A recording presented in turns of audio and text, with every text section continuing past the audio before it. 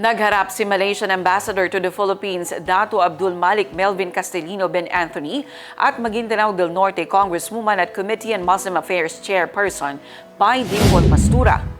Sa courtesy visit ng Malaysian official sa Mambabatas, tinalakay ang mas pinalakas na ugnayan na pangdiplomasya, lalo na sa mga programang maaring magtaguyod ng kapayapaan, kultural na pangkakaunawaan at mga gawaing pangkomunidad sa mga Muslim communities. Isa sa mga naging sentro ng talakayan ang posibilidad ng pagsasagawa ng sama-samang iftar bilang simbolo ng pagkakaisa, pagkakapatiran at paggalang sa pananampalataya at tradisyon ng mga Muslim sa rehiyon. Nagkaroon din ng pagkakataon ng ang ambassador na manalangin sa male prayer room na nagpapakita ng paggalang sa kultura at reliyosong pamumuhay ng komunidad.